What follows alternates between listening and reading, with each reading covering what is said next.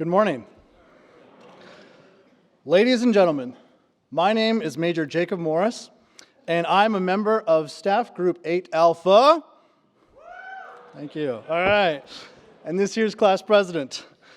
Each year, the Command and General Staff College Foundation provides the Colin L. Powell Lecture Series to the U.S. Army Command and General Staff College as a gift that enhances the professional development of CGSC students and faculty through the discussion of national security issues by a prominent national leader.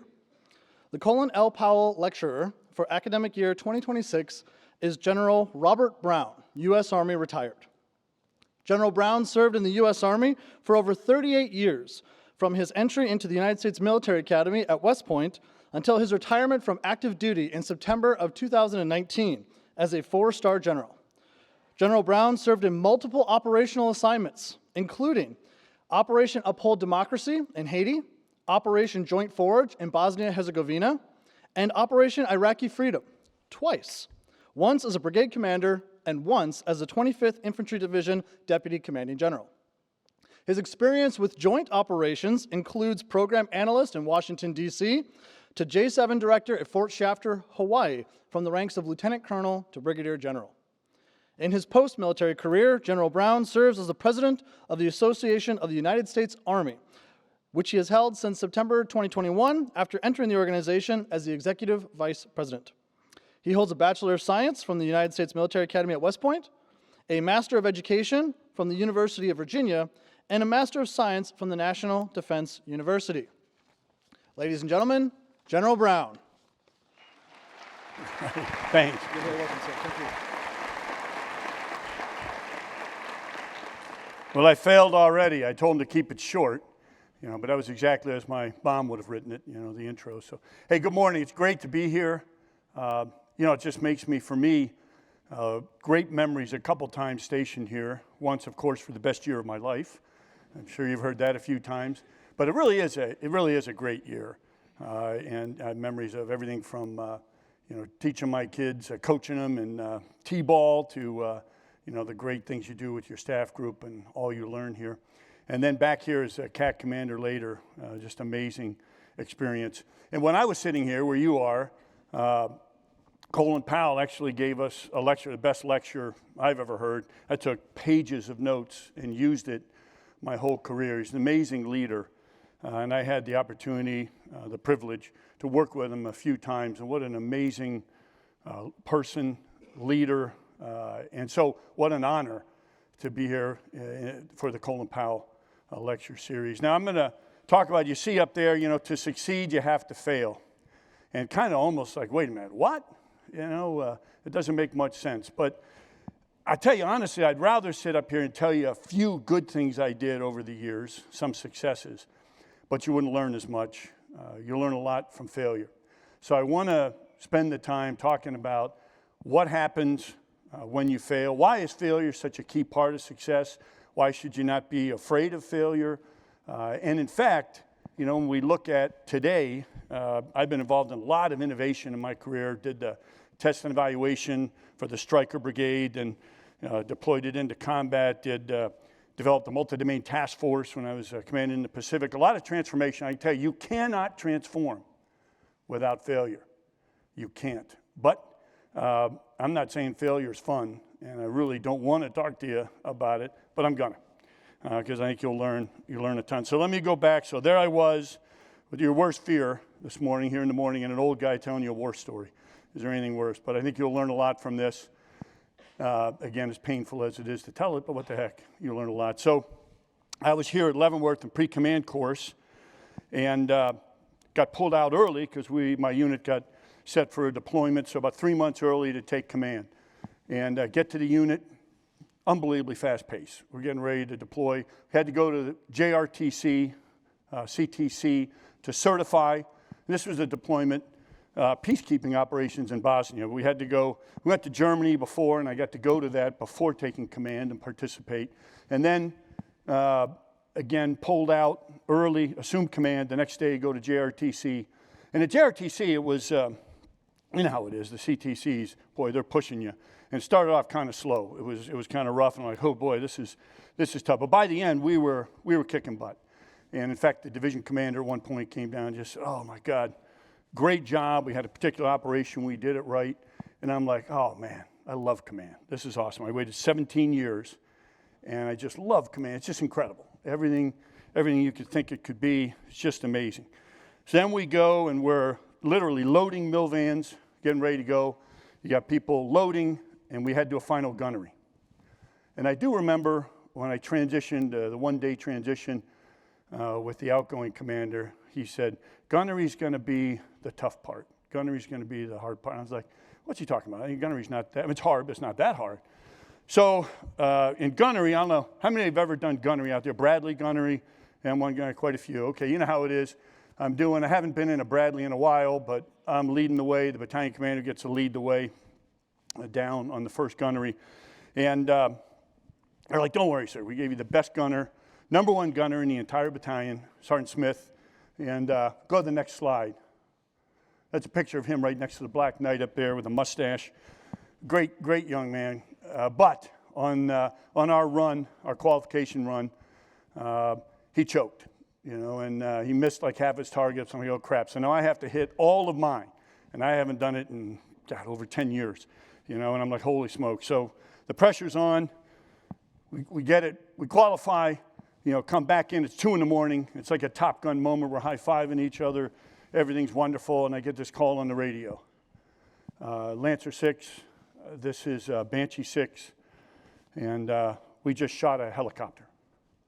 And I'm like, what, say again? You what? He said, this is Banshee 6. We just shot a helicopter. And they didn't shoot a helicopter. They shot a Apache Longbow, a brand new helicopter, just coming into the division. And so in the rush they were on a table 7 right before us. And in the rush of all this qualification, I kind of know why the previous commander said gunnery is going to be the tough one. So we're like, all right, what do you do? First of all, it's like at this point, we don't know if anybody's been hurt. That's the first thing. You get to the scene, everybody's there, middle of the night. Thank God, no one was hurt. But it was a hell of a shot. Thankfully, only training rounds, but still right through the Apache. So we're in the middle of all this. So this is not a minor thing, as you can imagine. It was national news. Because at the time they're saying there was arguments of the Army ready, is the Army not ready? So, of course, this broke on national news. Thank God there wasn't social media back then, or it would have been a lot worse, but it was still national news and all over the place. We're not ready because, look, they shot their own Apache helicopter. So over the next, 5-6 days were just incredibly painful, just 24/7, okay. First the meeting, and you're briefing folks on what happened, and we had to go out and reenact it and videotape it and look at how could this happen and what happened, and you're working through all the 15-6 initiated. Now we're days away from deploying, so now at this point, I don't know if that commander's going to deploy, if that what that team's up to. I don't know if I'm going to deploy. I'm be relieved as well. And again, you're waiting 17 years to do this. I loved it. It was incredible. And here you are in the middle of this situation. So a couple of things very interesting. It was like I had a disease, very alone, and something like that goes wrong. No one wanted to be near me. The only guy that came to talk to me was a good friend of mine, Kent Frederick. He was a battalion commander of the Air Defense Unit, and he brought over, I wasn't there, I was briefing somebody, but he left in my office a coin. He said, congratulations on being the first to shoot an Apache, and it was a good break in the tension, let's say, and I thanked him to this day. I thanked him. But everybody else, it was like I had a disease, and if they even saw me, they'd get the disease. And then it was just this unbelievable, relentless, I'm briefing the DCGs. I'm briefing the commanding general. I'm briefing the Corps commander, who was a hero of mine, General Tom Schwartz. I love that man. He was an amazing leader. And here I am. First he sees me, as a battalion commander. I'm briefing him on shooting. But now to his credit, and I thank him to this day, when he watched the video, he goes, well, what the hell? I'd have shot the Apache. What do we have an Apache range next to a Bradley range for in the first place in the middle of the night? He's the only person in the entire process that kind of brought that type thing up, but really thanked him for that. So this goes on, and then there's a 15-6 pretty quickly because of the deployment. And after the 15-6, one of the DCGs was extremely upset, and he had a really bad temper. And we all knew that. He was a very do it my way or the highway type individual. And he pulls me over after the 15-6. He was furious that a PMCS wasn't done that day, was one of the findings on the Bradley. I was kind of like, shit, maybe that would have made him miss, you know, so. You know, I mean, I'm kind of, you know, probably a good, but anyway, he didn't quite see it that way. So he's right next to me screaming at me. I mean, like right here. You'll always be known as the guy that shot the Apache. You're worthless, Brown. You dumb son of a blah, blah, just on and on and on. And honestly, I wanted to hit him. I wanted to hit him. Obviously, I did not, or I would not be standing here. I might be at the other Leavenworth facility. Never thought about that. But I'm just biting my lip. So I go back to my office, and I remember it was it was about the 5th day of being up constantly and all this going on. And it's just craziness. Now, when all this is going on, I think one key thing, I was, you know, lower than dog snot. You know, I mean, I'm like, it's tough. But my soldiers never knew that. Very, very key. I mean, it's behind closed doors. Who's your support network? And mine was my sergeant major, great sergeant major, and my wife, now of 43 years, at that time 16 years. And, you know, that was my tough behind talking. But out in front of the soldiers, absolutely you can't be. You've got to be, hey, let's learn from this, let's move on. But it was very tough. And I'm a really positive leader, and I think I'm kind of known as a team builder. And in fact, my nickname was always coach in units, you know, because kind of that type of leadership. But they kind of got me, and I saw on my desk a card from my wife. It was my 16th wedding anniversary. And of course, I forgot, going through all this. She had a little card there. And like hit me like, holy smokes. And I remember I called her. And just gets emotional here, you know. It's and I said, pardon my language, I said, fuck it. You know, I might as well have shot the damn Apache myself. They've got me. You know, it's ridiculous. I was ready to quit. And I'm not a quitter, never quit. And I don't know, it's like a miracle because you know how big Fort Hood is. And I swear to God, she was there in like 2 minutes and came in my office and she's like, hey, you know, we love you. If, you know, so if you get relieved, you know. So you, in these moments, you learn what's important. Now, I always thought I was a pretty good father and stuff, but I tell you, I became even better after that. You know, your family's going to be there a long time after the Army, and you're going through all this, and they're just like, hey, whatever happens, it's okay, you know. So then I have the trip up to the commanding general's office. 15-6 is done. I'm kind of back on track. She, as usual, you know, helped me out there. So I'm back on track. So I go up to CG's office, and you walk in, and this isn't fun, you know. You walk in, and there's the division lawyer. Oh, boy. Probably not there to help you. You know, I'm just guessing, you know. The CG and brigade commander. And I walk in, and I said, hey, sir, relieve me. Don't relieve Captain so-and-so or Sergeant so-and-so. And that's easy to say. I mean, you know, you say, oh, of course I do that. You should do that. Absolutely you should. And, you know, give the credit, take the blame. Man, it was hard. I waited 17 years. I worked my butt off. All I wanted to do was battalion command. I never thought in a million years I'd be a general. Still think they might have gotten the wrong Robert Brown. It's a good thing to have a common name. It's possible. Department of Defense, it could be some Robert Brown out there very well deserving, and I was supposed to retire as a captain. It's entirely possible. But anyway, seemed like about 20 minutes to me, there was no response. It was really only a couple of seconds, and CG said, sit down, let's talk about this. So I was able to save the company commander his job, and Sergeant First Class that, you know, pulled the trigger. And in fact, you know, would not only save his job, but later be able to get him above the highest rating after his performance on the deployment. Kind of amazing. So we deploy. And now you can imagine, again, thank goodness there was no social media because, people, human nature, when you screw up, folks will tend to jump on the bandwagon. I don't know why. Maybe it makes them feel better about their own screw-ups or something. It's just human nature. Nowhere is it worse than on social media, right? All the memes and all that stuff. And there were things like, we'd get to the base camp, and on the porta potty, there's a helicopter screaming to the ground, says, "Watch out for 2-5 Cav," and wonderful little things like that. And again, I can only imagine if there was social media. Thank God there wasn't.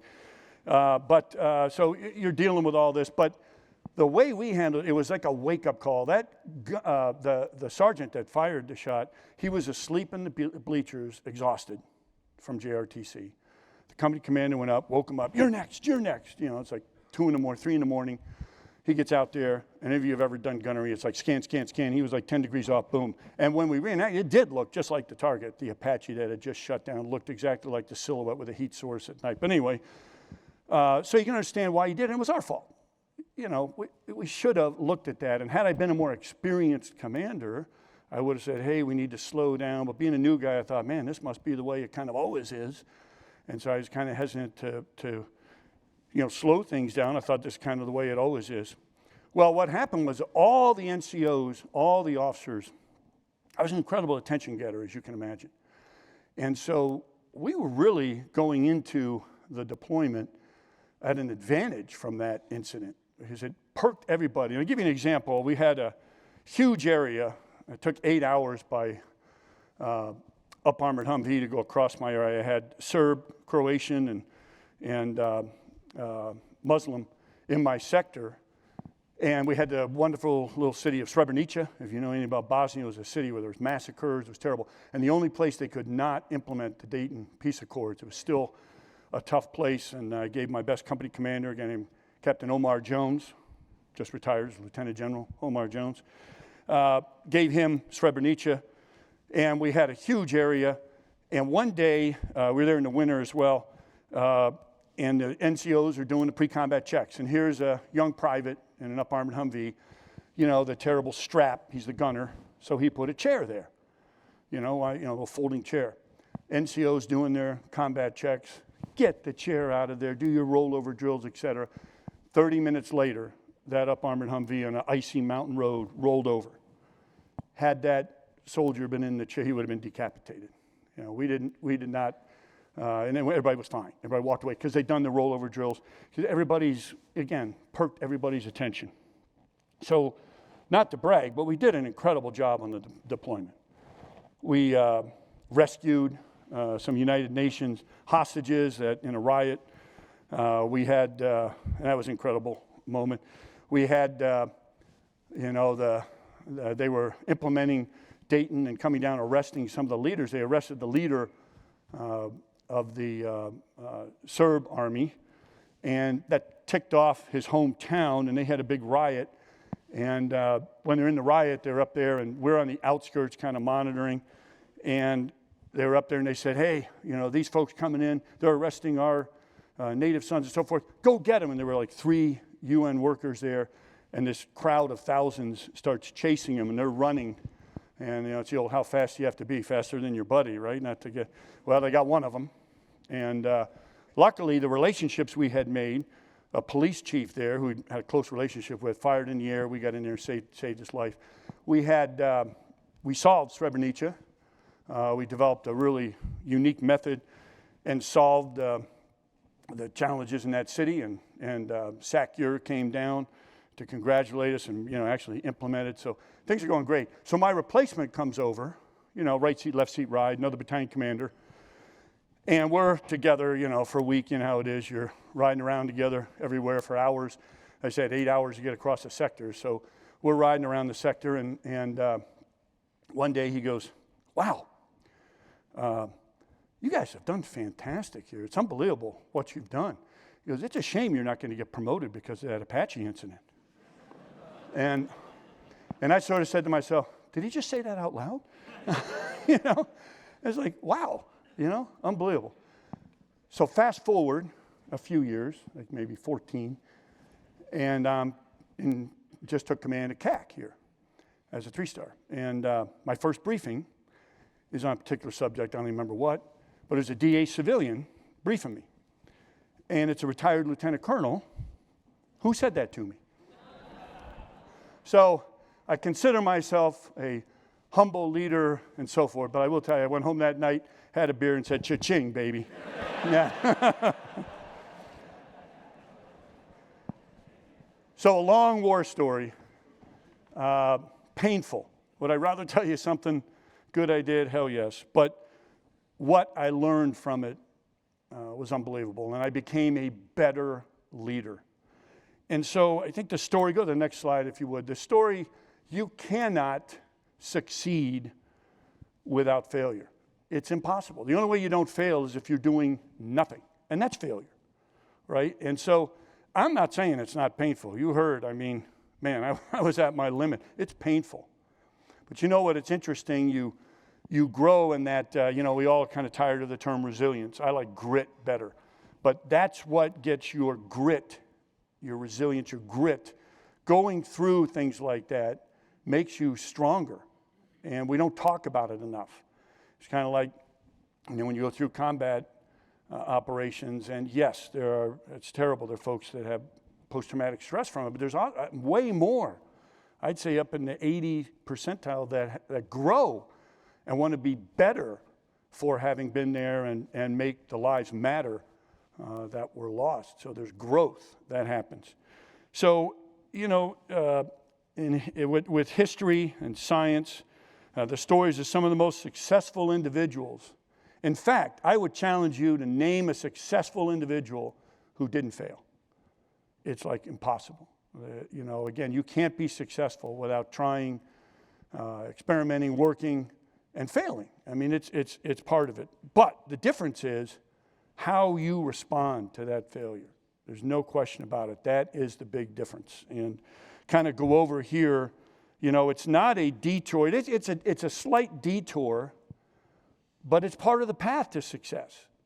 And again, I don't think we talk enough about it. And I will tell you today, I've talked about this at Duke in North Carolina. I gave a talk on failure and had some professors that have been there 30 years. They said, I've never seen this generation is more afraid to fail than we've ever seen. They're petrified by it. And I can understand why, because when I was sitting where you are, if you failed, you could kind of isolate it with friends and family, keep it in a box, if you will. Now, with this, oh my God, it goes everywhere. Like I said, and I wish human nature wasn't to, kick someone when they're down, but it is. Again, I don't know why. And it can be anonymous. And when you look at some of the things that happen, so it's much tougher. But the path to success, it's crucial. It's crucial that you fail, or you're not. And if you succeed, if you were a lucky individual, I don't know if anybody in here has ever worked for someone who never had a real big failure, but it's painful. If you ever worked for someone, so I was Stryker Brigade commander and got to report directly to a 3-star. We're developing this whole concept and forming it. And so down in the motor pool, we had a mechanic working on a vehicle. And, the driver said, the mechanic said, don't start. The driver thought he said, so anyway, long story short, little piece of the finger got cut while they're working. So I called the 3-star. I said, here's what happened, sir. Blah, blah, blah. How could that happen? Let me go through it again, sir. Here's what happened. So-and-so. How could that happen? I was like, oh, my God. So I said, well, that's why they called an accident. Wasn't the right thing to say. Here I am standing in front of his desk, First Corps commander's desk, and he's telling me how I don't care about soldier and all this stuff. And I'm thinking, never in a minute at that point would I think I would ever be sitting on the other side commanding First Corps at that point. Again, I thought this is it. There's no way. But yeah, that was real fun. So as an individual, a great guy, I liked him, but he just never experienced major failure. He had little ones. And so sometimes, go to slide 2 if you don't mind. Failure is not the end of the road. It's a journey. But oftentimes, some people will give up when they fail. A lot of people will give up when they fail. They take it, as a personal against them. And it's hard not to. Again, like I said, I felt like I could have just pulled the trigger, but it's very hard not to take it personally. But you've got to learn it's not you, And now, obviously, when I'm talking failure here, you all know, I don't need to explain, I'm not talking anything illegal, immoral, unethical. I'm talking about you're trying to do the right thing. You're working, and it could be the whole unit. Sometimes bad things happen to good units. Sometimes bad things happen to good people. It's just the world, right? And it's how it is. But you're not going to recover from something illegal, immoral, unethical. That's an obvious, and you all know that. But I'm talking about you're trying to do the right thing, and something happens and you failed. So really, when you look at failure in its rawest form, it's simply the absence of an expected result. It's a test, if you will. How are you going to do on that test? It's a lesson in disguise. And failure strips away the illusion of certainty and forces us to confront the reality of our limitations and our potential. No one likes that. It kind of smacks you right in the face. And oftentimes, it's tough. And again, not easy. So in a world where we strive for excellence, and everybody does, and it's competitive and no more merit-based and competitive, you would almost think, why should we embrace failure in this world where you strive for excellence? Well, I would tell you the answer is simple. Without failure, there's no growth. Without failure, success built on unbroken triumphs is brittle and shallow. It's very brittle and shallow. It's not going to last. And you're not going to grow as a leader, grow as an organization, etc. True, lasting resilience is forged in the fires of adversity. Not fun, but it's interesting, when you get those questions, what would you do differently? And you'd like to say, well, I'd take out all those times I failed, but in reality, you'd be foolish. You wouldn't be successful. You wouldn't be the same leader. You wouldn't be the same person. And as painful as it is, you have to go through it and you have to build. And nothing is more important in combat than that grit, that resilience, that persistence that failure teaches. And I'll show you some examples of that in a little bit. Go to the next slide if you would. So I'm going to dive into a couple stories of folks you'll recognize. But let's redefine failure, seeing it as not as a verdict, but as feedback.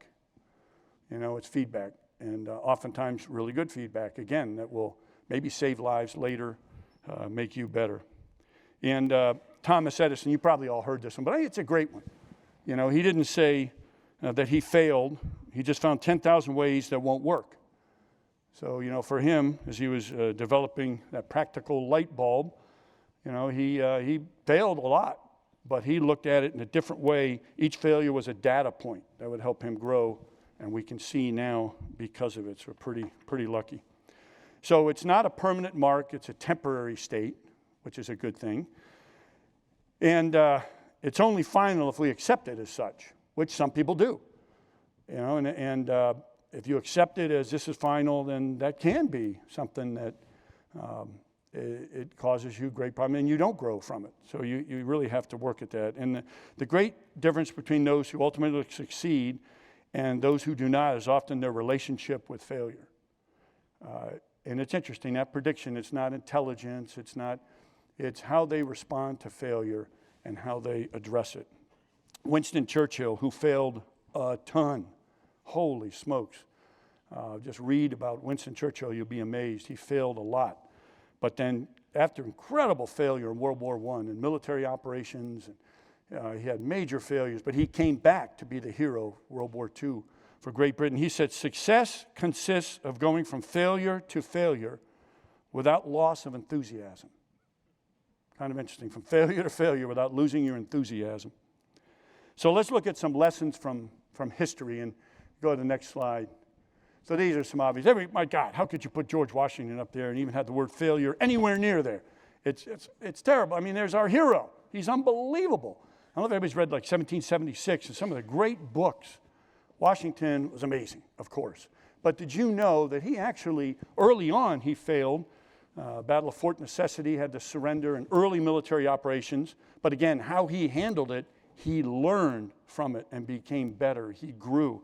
He would actually lose more battles in the Revolutionary War than he won. Isn't that, I mean, I would never have thought. Somebody would ask me that question. I would say, there's no way. Come on, but it's true.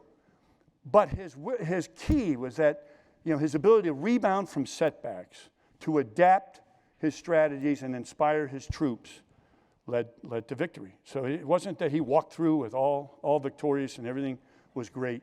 And his greatness was forged not in his victories, but in his measured response to adversity.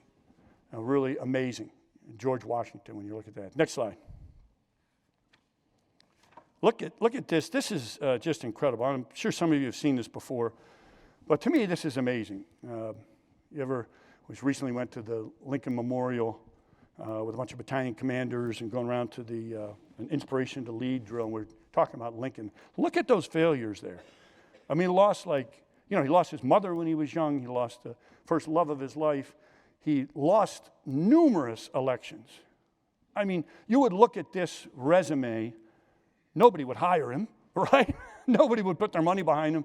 And yet he was one of the greatest presidents of all time and saved the Union. Amazing. Lost, defeated, again defeated for Senate, elected president, and saved the Union. Was amazing. He talked a lot, if you read about Lincoln, a lot about failure and how that helped him. And the grit, he was describing the grit he would get from failing over and over and over again, how that enabled him to carry on through some tough times in the Civil War, where things weren't looking real good for a couple of years, but Lincoln was key, amazing to that. So, and Lincoln, I want to quote that they shaped him for sure. And here's a quote from Lincoln: "My great concern is not whether you have failed, but whether you are content with your failure." Not whether you have failed, but are you content with your failure? Do you make excuses for it? Do you're not moving on, you're not learning from it, you're content with it. That was his big concern with failure. Unbelievable. Okay, next. Throw in a little Grant, and you want to talk about another individual who failed. I mean, my gosh, before had amazing, was in the Army, got out, was working for his dad, rumored to be an alcoholic, failing in business. Start of the Civil War, didn't just all of a sudden, boom, he's the superstar.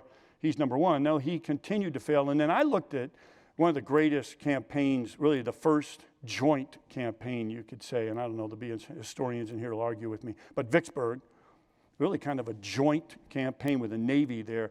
But he failed over and over again in Vicksburg.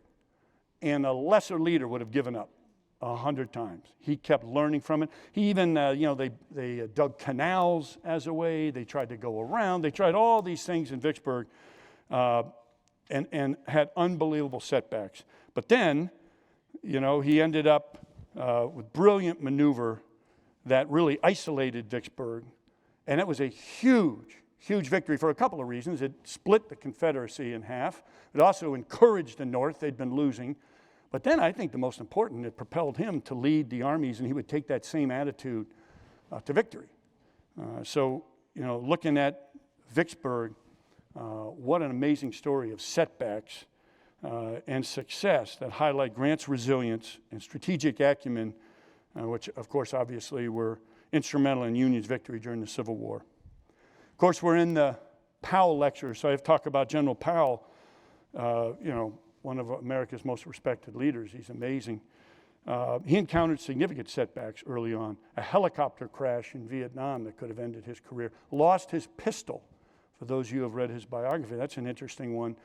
Fortunately, he had a commander that could have fired him. We'd never even know, you wouldn't know who I'm talking about. But the commander understood the talent of this individual. They worked through it. They learned. He learned. Unbelievable. And then he would go on, difficult decisions throughout his career as he went on to be chairman of the Joint Chiefs, Secretary of State, unbelievable all. But really, when you look, his ability to learn from difficult decisions and moments of controversy, to adapt under intense scrutiny, and to maintain integrity and humility, cemented his reputation as a resilient leader who turned setbacks into wisdom. And he really did. It was absolutely impressive, incredible. Okay, so, and then Colin Powell, here's a quote from Colin Powell that I think is absolutely spot on for what we're talking about. There are no secrets to success. It is the result of preparation, hard work, absolutely, and here's a great part, and learning from failure.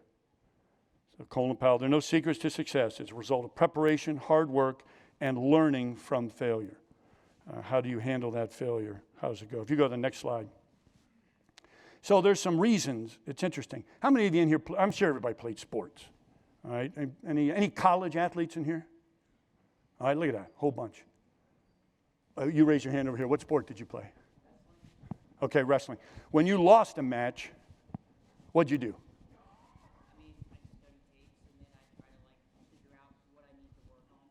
Could you stop thinking about it? And oh my God, when you lose, you're going over every move. It doesn't matter what sport. You missed this, you missed that, you had an opportunity here. What happens when you win? You move on to the next one, right? Yeah, you still made mistakes, but you don't analyze it the same. It's so true. It's really interesting. The deep wounds of failure stay and lead to higher level of learning. And like I could tell you that story. I remember it like I was there, like it was yesterday. I still get emotional about it. My God, that was a long time ago. But it's deep, deep learning. Whereas if you win and everything's going great, it's the old anybody can lead when things are going well, right? I mean, it's pretty easy. When things are going well, anybody can lead. But when things are not going well, that's when the real leadership comes out, the real test, the real learning. And so look at that. How are you responding to failure? So there's lots of research of why failure is a powerful teacher. And when we fail, our brains are forced to confront the discrepancy between expectation and reality. And we don't always like that. What we think is our expectation doesn't match the reality is difficult. It triggers a deeper learning. And there's a psychologist, Carol Dweck, and she has a thing called the growth mindset. I'd challenge you to take a look at that. There's a lot, I've seen it called other things, but I like the positive attitude, glasses half full. But growth mindset, I believe, is in a lot of research, and it shows that those who see failure as an opportunity to learn rather than a reflection of their worth are more likely to achieve long-term success. And that's another commonality of successful people in any field. They see it not as a reflection of their worth, which some people see, and the failure brings them down, but they see it as an opportunity to learn. All right, and they're more likely to achieve long-term success. There's also Stanford psychologist Angela Duckworth. You're probably familiar with her research on grit. And I talked a little bit about that. It's so important. Grit demonstrates that perseverance in the face of setbacks is a better predictor of success than talent or intelligence alone. Grit is the resilience to keep going, to learn from mistakes, and to grow stronger. And a lot of studies done on it. It's interesting. I wish we had a magic formula. You could say, boom, here you go, drink this, and you've got all the grit in the world. Well, unfortunately, really the best way to develop that grit, you have to go through failure. You have to go through some bad things. It's why I often worried with my kids growing up. I have 3 daughters and all athletes, and I would be like, is that old? You don't want them to fail. You want to be there, and you don't want your kids to fail. But they don't learn anything if they don't fail. But I think it hurts the parents more than it hurts the kid when they fail. It's tough to watch them fail, but they have to fail. Now, of course, I'm going through it with grandchildren. And, you see them, you can't coddle them. They got to fail. And it's very interesting. But that's developing that grit is so important. And it requires failure. I mean, there's no other way around it. It requires things going wrong, not as you planned. You have, here's your plan of everything that's going to happen, and it doesn't quite go as expected. Now, failure is a universal experience. If you go to the next slide, please. And I mentioned this a little bit, but it visits everybody in all fields, failure. And it's the same, whether it's entrepreneurs, artists, scientists, athletes, military leaders, doesn't matter. The Stoic philosopher Seneca wrote, "It is not because things are difficult that we do not dare. It is because we do not dare that they are difficult." And great book by Ryan Holiday, The Obstacle is the Way. I would encourage you, it's a few years old now, but I would encourage you to take a look at that. The Obstacle is the Way. And it gets into a lot of this and really shows why failure is such an incredible teacher and how to handle it. And that often the obstacle that you thought was going to be so terrible and stop everything becomes the catalyst to you succeeding. And I have seen that in my own personal life. I've seen it in numerous other individuals. It builds that resilience, that grit. It builds that growth mindset if you handle it properly. And absolutely key. So reframing failure as a necessary part of the process, we free ourselves to pursue our ambitions wholeheartedly. And that's, when I was telling you I went in to see the division commander and say, relieve me, not Captain so-and-so. I had a long look in the mirror before that, and failure will cause that. I could have gone in and said, oh, that captain, what a dummy, whatever. That'd be the worst thing in the world you could do as a leader, first of all, and we'll talk about that. But you got to live with yourself. And, you got to take responsibility. And if I had, been relieved right there on the spot, okay, I'd been relieved, but I could live with myself. But that's a moment that only failure brings. On a typical daily basis when things are going great, you're not looking in the mirror making decisions about your future. You're not confronted with what's important. You're not facing these things. I would also say I hope none of you, a lot of you have been in combat, I hope none of you have to go again. But if you look at history, you probably will. And sadly, as you would think man would learn and get smarter, but we're in an incredibly dangerous world now. I think the most dangerous since pre-World War II with this, wanting to rewrite the international rules order, and North Korea sending troops to support Russia, China working together with Iran, and oh my gosh, the axis of evil there.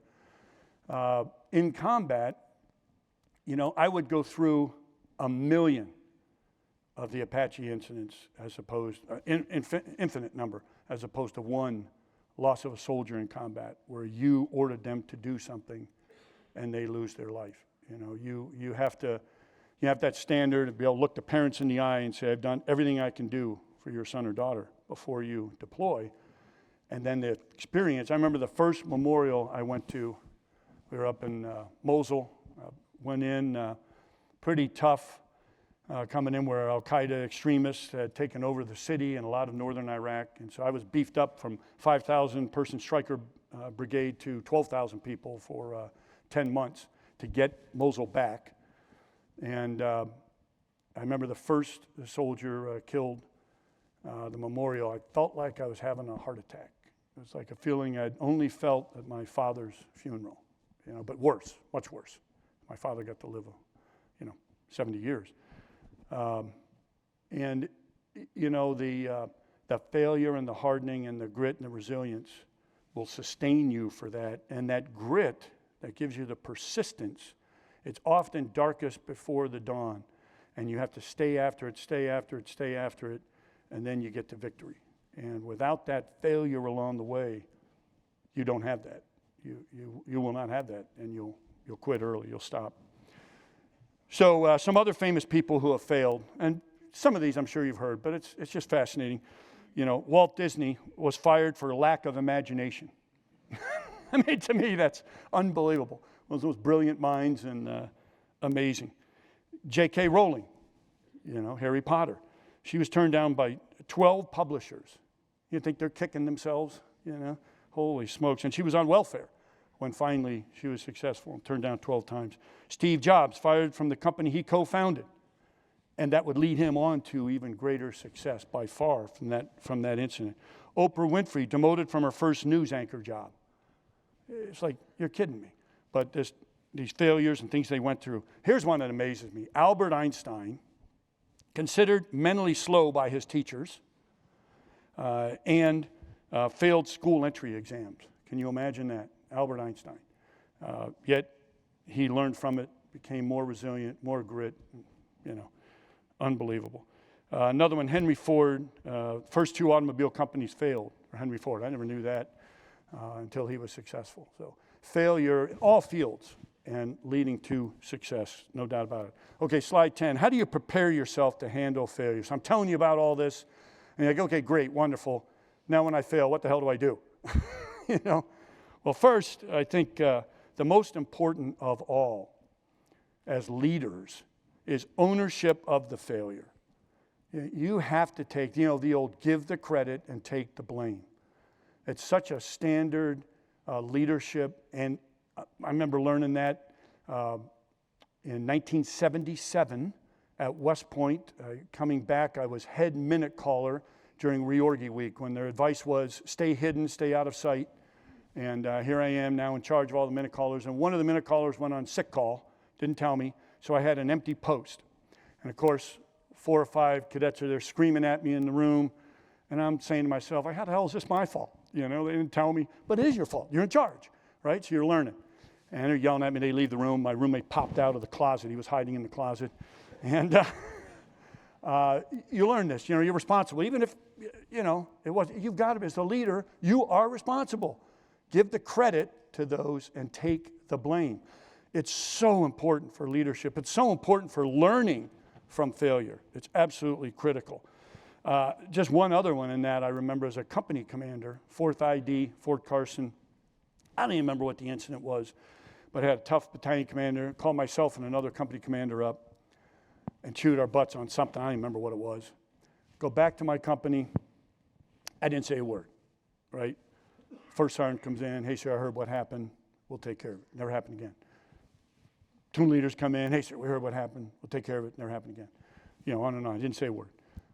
The other company commander called all his folks in and chewed their butts and yelled at them and blah, blah, blah. He would be relieved later on during the Reforger when the entire Luxembourg army, 10 of them, ambushed him, and nothing against Luxembourg. Is Luxembourg here? No, all right, anyway. I'm just joking. I love Luxembourg. But anyway, he would be relieved later on because that's how he blamed instead of giving the credit. And it's absolutely key, ownership of the failure. The worst thing you can do when you have something bad happen is you're directing elsewhere. What couldn't be me? Wasn't my fault. That does not work, and you'll fail miserably. Next is cultivating self-awareness. Nobody really wants to do that, to be quite honest. I remember sitting here with pre-command colonels, and they used to go through a little thing on the weekends, and they kind of became self-aware. A little course they went to, and I went to it and was sitting next to a guy who goes, I don't want to do all this crap, and I'm thinking, boy, there's somebody who needs self-awareness, more than anybody, and failure forces you to that self-awareness, understanding your strengths and vulnerabilities, taking the time to reflect on your motivations, values, and areas where you tend to struggle, and by knowing yourself, you can anticipate emotional responses to setbacks and plan accordingly. Absolutely key. And part of that planning accordingly is one of the last bullets on there, building your support network. Don't wait till the failure happens. Huge mistake. Who is your support network? Things are going to go wrong. You never know when or where. Who is your support? Who is that friend you can talk to 24/7? Who is that individual? I had in combat, I had a tremendous chaplain. It was amazing that I could talk to in those tough times. That will happen. And who's your support network, and establish that is key. The other one is shifting your mindset. Now that sounds easy, but we all want to win. We all want to be successful. But you got to really shift your mindset again, that it's not on you personally. Learn from it. Look at the failure as an opportunity to grow and learn, and you'll get better. I can tell you every incident that happened after that failure and how alone I felt, when something would happen anywhere in any unit I was ever in, up to corps level, I would go to that individual immediately. Sometimes you wouldn't know what to say. You could say the sky is blue, and they'd appreciate it. Now, it's interesting because my lawyers would tell me not to go when I was in command, be it at battalion, brigade, 2-star, 1-star DCG, corps level, or Army Service Component Command. The lawyers would say you can't go. It's BS. I'm going. I can still make the decision. I'm not going to judge him and look at you. Got to go and show support. In combat, nowhere more important And it's absolutely critical to be there. And you have to go. And again, it's uncomfortable. A lot of times you won't know what to say. Sometimes you don't have to say anything. But I'm going to tell you, being there makes the difference. No doubt about it. Planning for setbacks. Yeah, it's really important. When I was sitting where you were, we felt like we failed if we didn't plan for something unexpected happened. Now that's the world. That's the world. Unexpected is the world, right? I mean, who would ever think a tweet would form policy or cause a decision that happens like that? Things move so fast that they change so rapidly. Certainly in combat, we're seeing that. I mean, that's happening. But in the world. And unexpected is now the norm. So plan for that. And that old thing called red teaming, I think we used to have a whole school. I think now it's just a course, I believe. Maybe it's still a course. I don't know. Anyway, it's phenomenal. And if you don't know what that is, I originally, way back in the Stryker Brigade, before the red team term was out there, I called it the devious bastard. And I would always pick a CW5 because you know how any warrant officer is going to tell you what they think, but a CW5 will really tell you. They'll hold nothing back.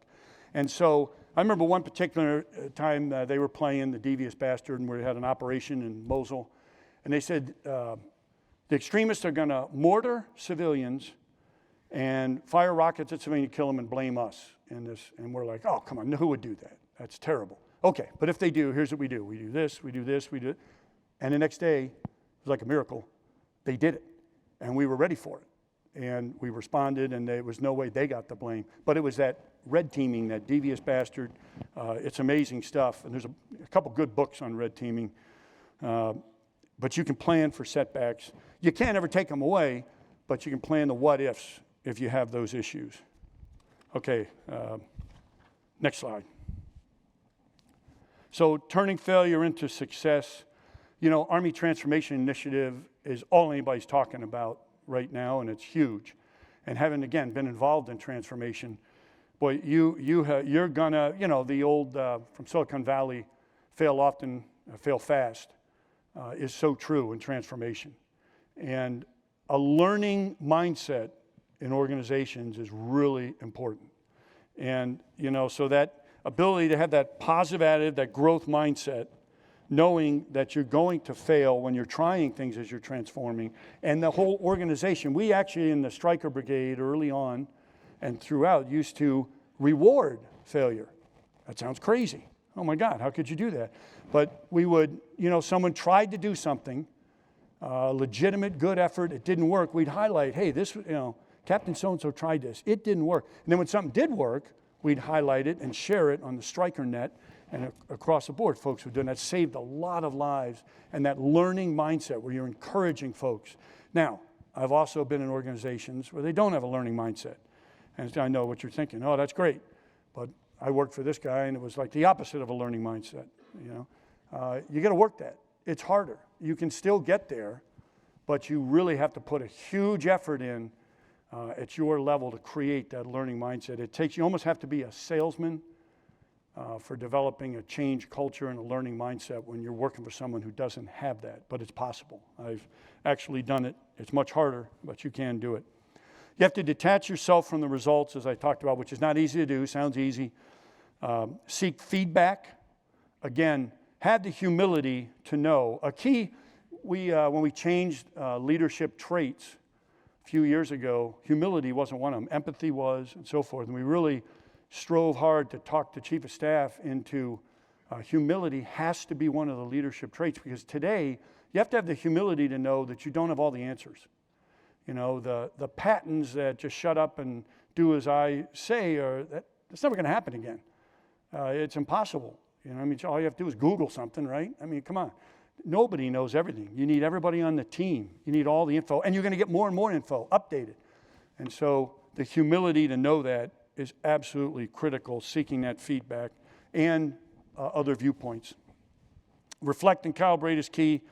And then there's one that's, I think is really interesting, celebrating the small wins. When you're changing in an organization, I liken it to, the way I describe it, here's a fence, and you're trying to develop change.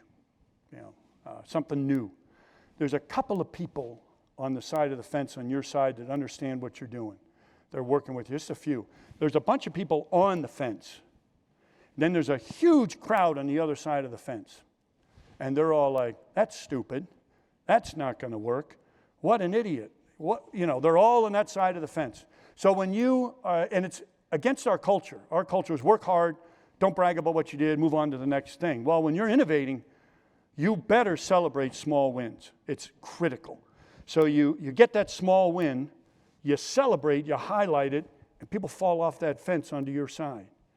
And more people over here go back up on the fence.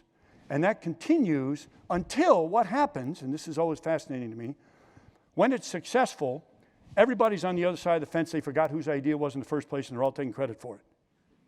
Right? That's what happens. That's successful innovation. And it's hard.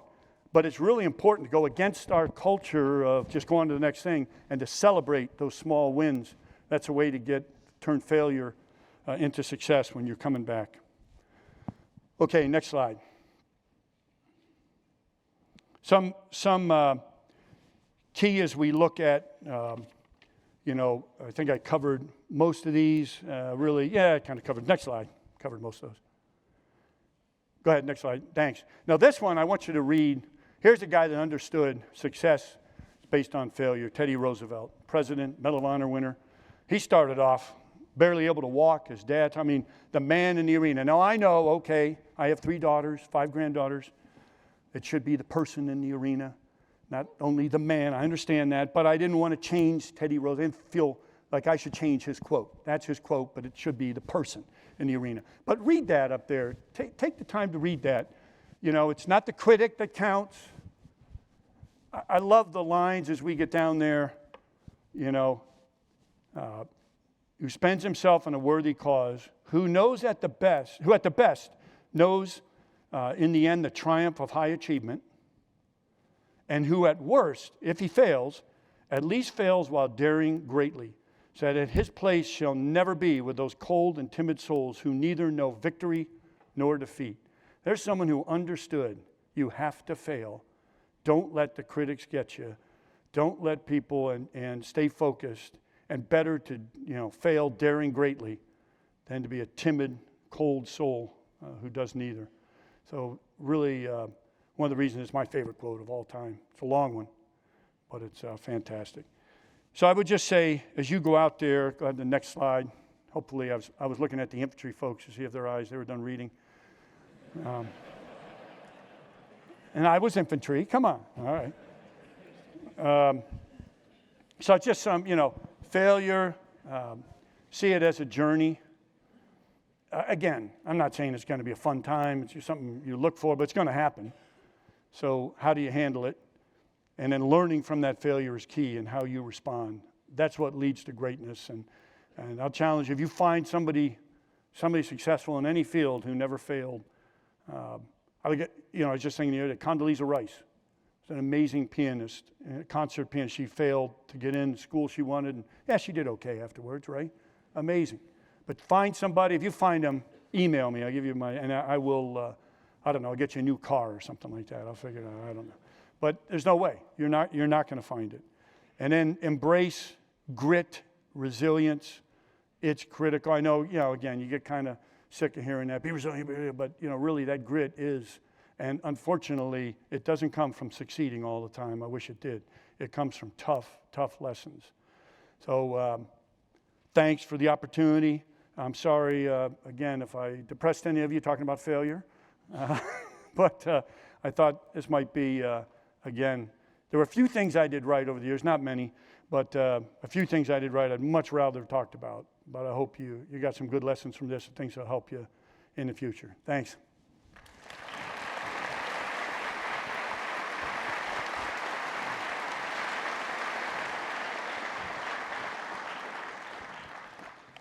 General Brown, sir, thank you. On behalf of the class of AY26, this is very inspiring. Thank you very much. We're going to enter a question and answer session. There are 4 microphones in the audience section.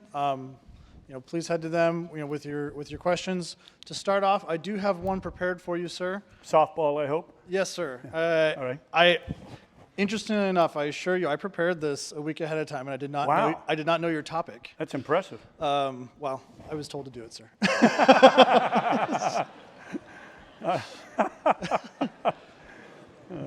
As the previous U.S. Army Pacific Commander, why do you believe the United States' efforts to deter the PRC's aggression in that region has failed?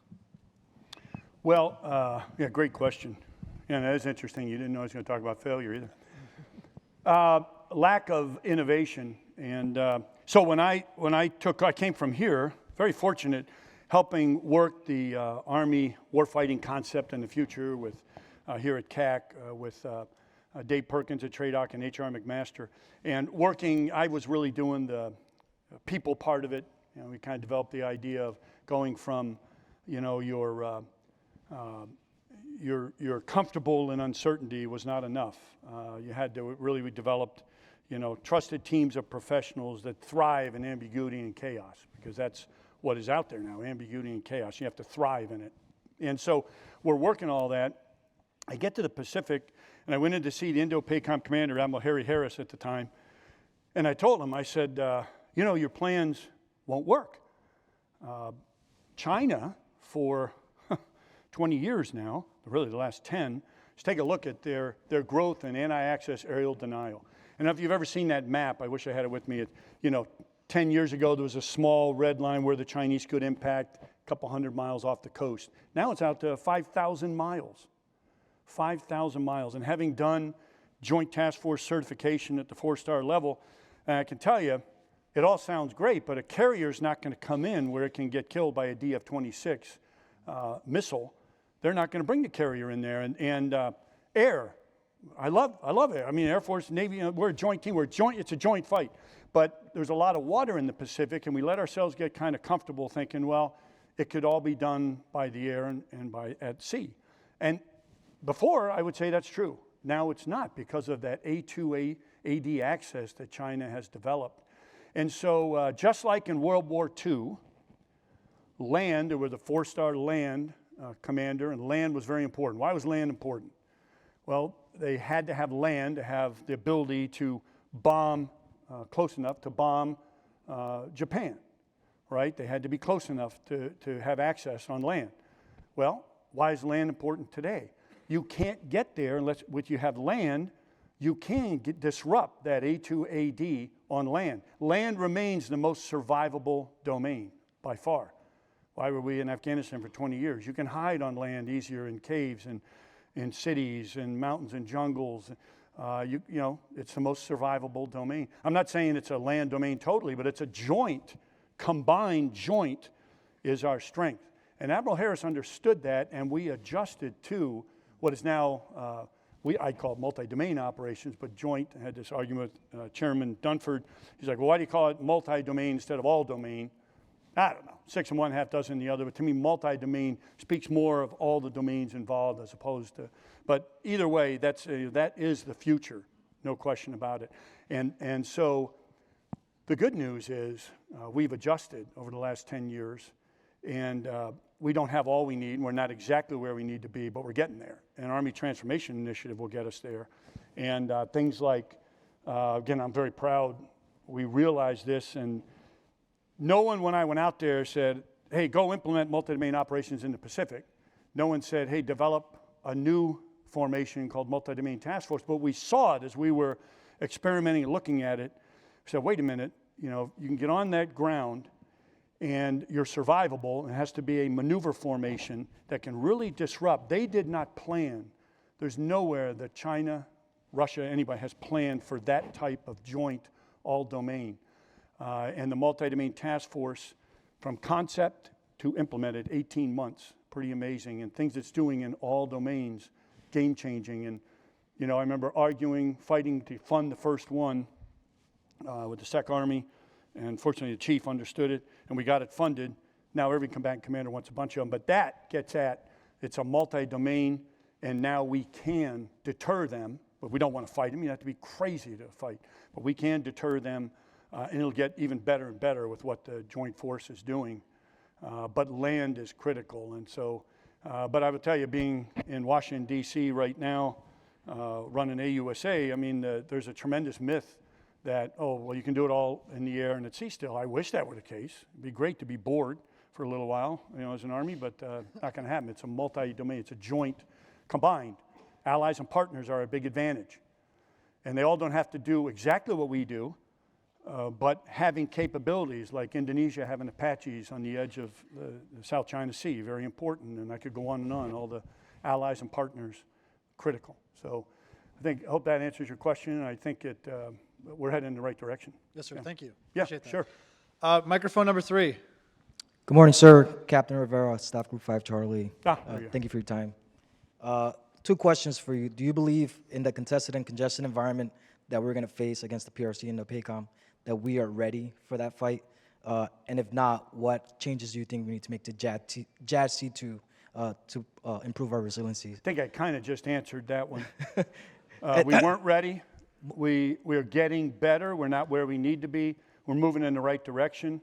I'll be honest with you, there's some days, I'm retired now, but I still work closely as with AUSA. We support the Army as the Army's association, and so I'm in meetings in the Pentagon and all that, and how can we support? And so there's some days I think we're going to get there pretty rapidly and things are looking good. There's other days I think we're never going to get there because of the way the system is and almost forces the services to fight against each other. I know we're trying to change that, thankfully, but it really does. The budget issues and the restrictions on from Congress on how rapidly we can adapt and so forth. They're really getting at that, particularly with drones. Let us do a capability, not a system, and adjust more rapidly. But there's some days I think we're going to get there. There's other days I think, oh boy, we're a long ways off. It's going to take you all. You all will be the key. What you're learning here and going out to the force and the creative, you'll be much more creative than old folks like me and how to get at this, and you will solve it. I just hope we have time for that. And I do think our deterrence is better, but it's not where it needs to be yet. Thanks for the question. Sir, second question. What are your thoughts on 2 questions there? What are your thoughts on Cyber Force, or do you think enhanced budget control and service-like authority to Cybercom is going to be enough to keep us competitive against China? I caught the cyber, and are you asking, do we think we're doing enough with cyber? Your thoughts on creating a separate Cyber Force? Creating a separate cyber force? Yes, sir. Yeah, okay. No, I was fighting to get cyber capabilities forward with General Nakasone when he was a cybercom and different jobs. I always felt, I don't think it should be a separate. I think it kind of is. I mean, but it needs to be it's a combined, multi-domain, joint force that needs to work together. And that's what, if you dig into the multi-domain task force, it's all domains. And cyber is one of the key aspects, because when you're forward in contact, there are doors that are open that when a conflict starts or you're not forward are not open. I'll say it that way to keep it unclassified. But so there's doors there. Cyber is critical. Cyber is absolutely critical. It affects all of us. It's going to affect, there's no longer safe domains anywhere, or safe areas anywhere because of cyber. But should it be its own, completely separate? No, I think it needs to be integrated. And I'm a believer it can't all sit at one spot. They tried that with the Stryker brigades. We had incredible capability from the Stryker. I could reach back to anybody in the United States in the middle of the desert. But unless there's a relationship, reach back doesn't work. There's got to be a habitual relationship. You call and you get info. So we kind of learned that. And so I just see that there has to be, and they have cyber teams that are forward. It's great. I think that's fantastic. But working with, not totally separate, really key. And no single domain approach will work anymore. So a single cyber won't work. A single air, a single ground, a single information ops. I just saw over and over again in many exercises, certifications, drills in the Pacific, that you've got to present multiple dilemmas to the enemy, and that's absolutely key, and that will lead to success. So single domain's not going to work for any domain. Hope that answers your question. All right? Yeah. Thank you, sir. Microphone number 2. Good morning, sir. Major Cassandra Immel from Class Group 14C. How do you integrate narrative storytelling into your approach to make abstract strategic complexities like more relatable and actionable for your team? And how has that really played a role in fostering resilience and innovation on your teams? That's a great question. Really great question. Come on up afterwards. I have a coin for you. And you as well, the other gentleman. I'm not saying yours wasn't a great question. You don't get a coin. Come on up. That question as well. That was a good one. But that's a really great question. I believe, to me, the real key is whiteboarding and a lot of involvement. Everybody has a different approach. Every commander's a little bit different. For example, First Corps, I took over from General Scaparrotti. He's an amazing leader, if you ever heard, just amazing leader, General Scaparrotti. And he believed in a small group. He just liked a small group to innovate. I believed in larger, bringing in folks and more junior folks and broader viewpoints.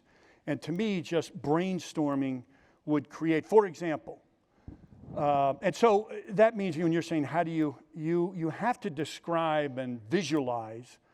You'll see Army doctrine will say visualize, commanders visualize, visualize, visualize. Nobody really teaches you how to visualize. I felt kind of advantage, I've been a former basketball player. In sports, you visualize a lot.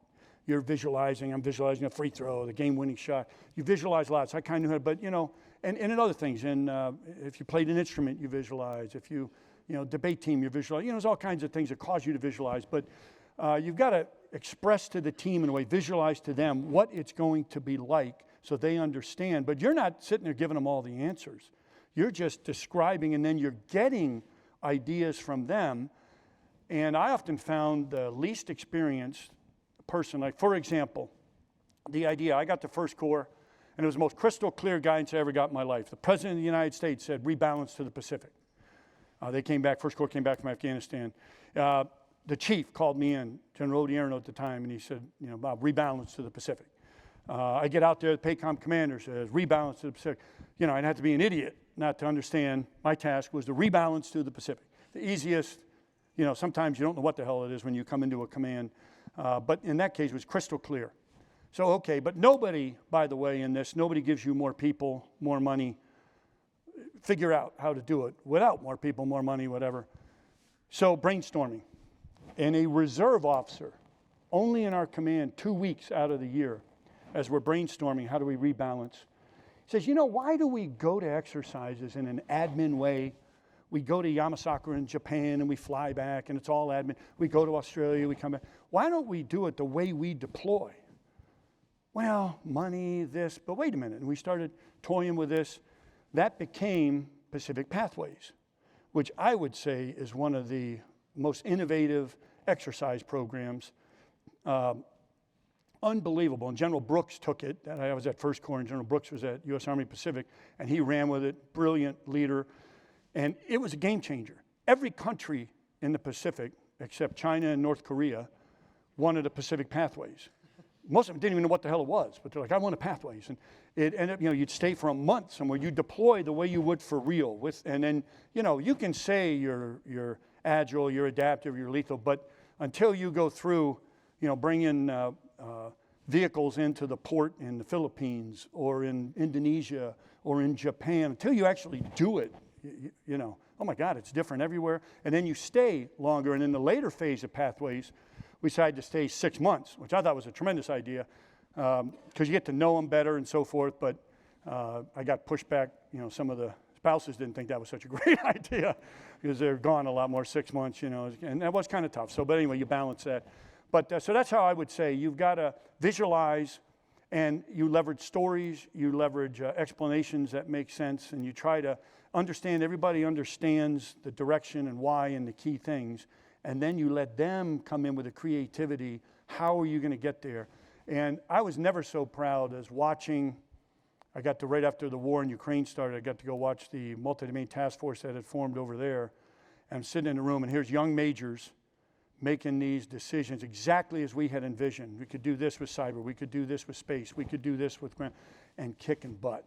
Unbelievable. I was never so proud, and that's exactly, and you all will be the ones doing that and part of that. And but it's hard. Everybody wants to go to the tactical level. because it's, at the operational strategic level, it's much, there are no solid answers. You don't do it a lot, so you really have to work at it. And great question. Okay, now there's a line. I don't have that many coins. We have time for Just kidding. Go ahead. we have time for one more question. Microphone That's it? number one, Okay. please. I have time. You guys don't have time. I never mind. We can keep going. All right. Hey, sir. So Captain Meadows from 14 Delta. So you mentioned some of the pain and the lessons that you learned from losing soldiers and also going through the Apache incident. But how do we help ourselves and our subordinates learn from failure without always having to experience it? I wish, again, maybe somebody learned from listening, but honestly, the deeper learning comes from experiencing it. I hate to say that. I wish I could tell you. You can read books, and I think that helps. Biography in particular. Matter of fact, General Colin Powell spoke when I was at National War College. I remember like it was yesterday, and he said when he was at National War College, he was going to command a brigade afterwards, which I was in the same boat, and I was like, oh my God. And he said, I felt prepared for that, but I was given the advice to learn because things would happen rapidly and you'd become senior, so read biography. You learn a lifetime of lessons in a book. And I took that and I started reading biography like crazy. And that helped me a lot, a ton. Every job I had, every command position. Learning from others, it's really, now is it deep learning as when you go through it yourself? No, but you learn. And so that's what I would say. It's kind of study and reading, and nothing will be like when you experience it yourself. But you can build up and get there, and then make sure your support system is in place. So when you do have that tough thing happen, you got folks you can lean on and talk to. I remember calling one of my mentors when the Apache thing happened, and I was in the middle of it, and I called, and really amazing, humble leader, former Vice Chief of Staff of the Army, General Ron Griffin, amazing leader. And I explained it to him, and he goes, well, is that all? Nobody died. And I'm like, oh my God, this is really bad. This is tough. And he's like, is that all? Come on, you'll be all right, blah, blah, blah, blah, And so that support system is key. But I would say biography and reading and studying, you can learn what others went through. I mean, just study Abraham Lincoln alone would teach you a lot, right? Thank you, sir. Thanks. Good question. Microphone number two. Good morning, sir. My name is Major Noble Shimmerhorn, Staff Group 8 Alpha. Semper Fi. Semper Del, sir. So as we're rebalancing towards the Pacific, how would you characterize some of the greatest challenges that the joint force is facing, especially as it pertains to joint integration? And then also from the CONUS side, the training and how we reposture for a Pacific fight. I know the Marine Corps right now is working out some of the ways that we can transform our practices and also our facilities to be relevant to a Pacific fight, as well as some of our operational approaches. Yeah, great question. Well, one is we've gotten away from where we used to do separate exercises, totally separate, and they're almost all joint combined exercise. That's really smart. We still have small ones. You got to get proficient in stuff, that are separate. But the big ones were together and you're practicing it. We tried to get it where every exercise, instead of, the Army goes and does this, the Marines go and do that. No, we're not going to do it that way. We're going to be together. So that's a huge step. And, it's more expensive. It's more complicated. All kinds of stuff. But you have to do it. You have to be together. So that's one way. I think also it's interesting. Like I was with Dave Berger, was the Marine commander in the Pacific when I was the Army commander. And we learned together. And the way he adjusted the Marine Corps, I think, is brilliant. That whole work, I think, is absolutely brilliant. And it complements very well with what the Army's doing, the Navy, the Air Force, the Marines. The hardest part, I believe, will be the logistical aspect. That's the long pole in the tent. The tyranny of distance has not changed. If you've ever, I remember first getting to the Pacific, I'm like, okay, I'll go to Japan, I'm going to go to Nepal, then I'm going to go to India. Yeah, well, like 2 weeks later, I mean, it's unbelievable. And planes don't fly that much faster, the cargo, and ships don't sail that much faster. I don't know, I just thought things would be fast. No, it's the tyranny of distance. And I think for the Marines in particular, I love your little smaller platoons and reconnaissance. It'll complement well the bigger Army formations. But logistics is going to be your challenge and ours. We're going to have to be very clever with that, different ways, unexpected. Even working on things like the Navy has a blivet, fuel blivet that's under the water.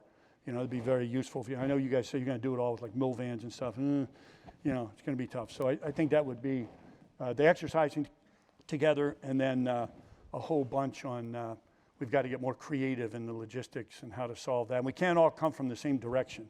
Right now, all our stuff, we got to mix it up, come from different directions. Again, kind of that multiple dilemma on the enemy. And what was the second part? From the CONUS perspective, how is the Army addressing its training and certification requirements to make them more relevant to the Pacific fight? The Pacific fight? Yes, sir. Well, they're sending units to exercises in the Pacific where they didn't used to, which is great. I had mostly reserve and guard divisions and some active, but now a lot of active, 82nd going to the Pacific, 101st, different. Now, of course, Europe, priority with what's going on with Ukraine, obviously, but there's still, we have to mix it up and get folks out there. There's still, of course, they say it's a priority theater. I'm not sure it's priority and support yet, but it's getting there. So that's key. Roger. Thanks. Yes, sir. My dad was a Marine, by the way, and he used to say, he always give me crap all the time that the Marines march better. I said, yeah, but the Army fights better. Apologies for the room. We're going to have time for one more question. Microphone number 4. Sir, Major Devin Turnbaugh, Staff Group 6 Delta. History lesson this week, we discussed the Prussian Military Commission following the losses in 1806. The General Milley, the former chairman, said in 2023 that we're entering a time of more radical change than we've seen in 80 years following World War II. We just finished 20 plus years of GWAT, and in light of your conversation this morning, what failures is our Army learning from, and how are we messaging this to the force, enabling more self-awareness as a total Army force, and thus being able to identify what we need to change and how to change it to enable success in the 21st century? Whew, good question. How long do you guys have, like an hour and a half? Yeah. The short answer would be, in my opinion, we're not doing enough. I think we should be doing more of it. And there were attempts to do more rigorous studies, and I think they've been overcome by events. There's so many things happening. There's great intent. But I think we need to do more of it, and we need to do much more self-reflection. I believe the Chief's writing program is a great way. There's a whole bunch of folks, the Dubik writing program and the Chief of Staff's writing program is a great way. I sat in a few of those where some real critical, great thought pieces. That's a great way to get at it in all the journals and directly, but we're not doing enough of it. And it's interesting because I kind of see two philosophies. One, they completely throw out 20 years of GWAT and Iraq, Afghanistan, throw it out. There's no lessons. Well, that's not right. There's a ton of lessons, no doubt. On the other hand, there's others that are everything that was learned. No, it's totally different. We're talking about large-scale combat operations, a lot of differences. But you can't throw it completely out, and we need to pick those lessons and find out things.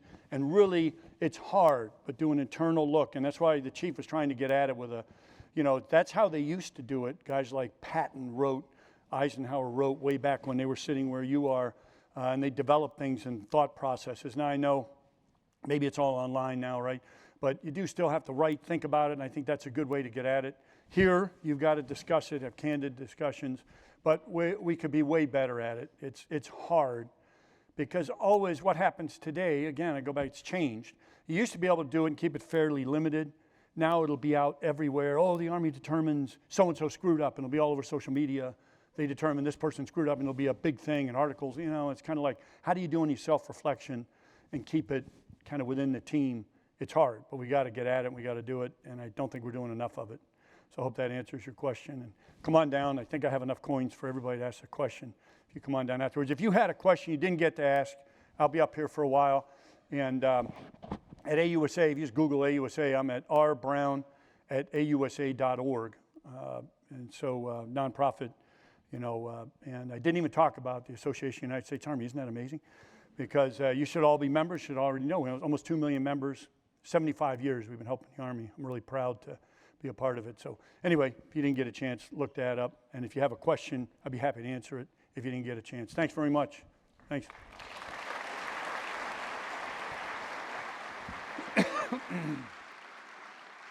Sir, thank you so much. Thank you so much for your time and wisdom. At this time, Mrs. Laura Morgan, CGSC Foundation, along with Colonel Norris, Director, Commandant General Staff School, are presenting General Brown with a coin memento to commemorate his service as the guest speaker for the academic year 2026 Colin L. Powell Lecture Series.